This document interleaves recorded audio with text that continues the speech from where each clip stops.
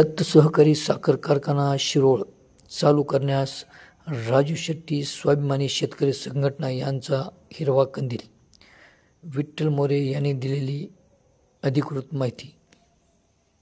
श्री दत्त शेतकरी सहकारी साखर कारखाना शिरोळ यांनी काल जे परिपत्र काढलं होतं 3477 रुपयाचं, 3400 रुपये देणार आणि 77 रुपये नंतर देणार, हे ज्यावेळी आमच्या हातामध्ये परिपत्रक आलं त्यावेळी आम्ही आज सकाळी सर्वच कार्यकर्त्याशी चर्चा करून आम्ही यामध्ये मीटिंग घेतली आणि त्याला आम्ही आमचा विरोध दर्शवला.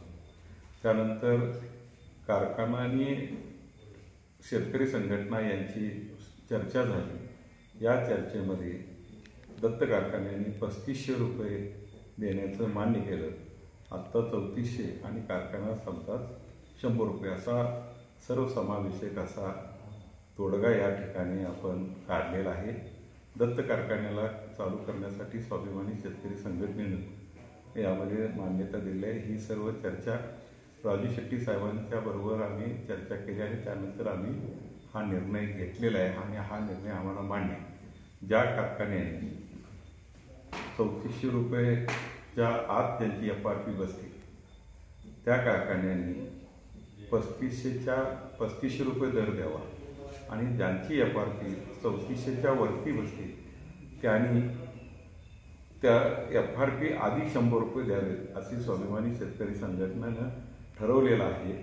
आणि जे कारखाने 3500 रुपये देणार नाही, त्यांची FRP 3400च्या आत आहे, त्या कारखान्यांना मात्र आम्ही त्यांची वाहनं अडवणार आणि तो तोडगा निघेपर्यंत आमचं हे आंदोलन असंच चालू राहणार.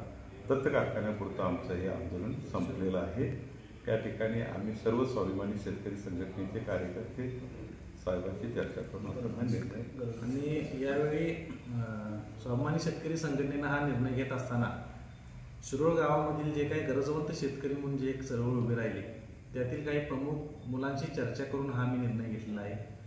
त्याचबरोबर गेल्या वर्षीची जी आमची मागणी 200 रुपये होती त्याची RSA प्रमाणे जो काही हिशोब निघेल तो सुद्धा भविष्यामध्ये कारखान्यांनी देण्याचं मान्य केलेलं आहे.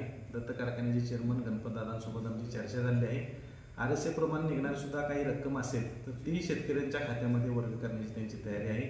आणि या सर्व चर्चांती दत्त विरुद्धचं स्वाभिमानीचं आंदोलन आम्ही थांबवत आहोत आणि 3400 अधिक 100 रुपयाला राजू शेट्टी साहेबांच्या मान्यतेनं आम्ही परवानगी देत आहोत.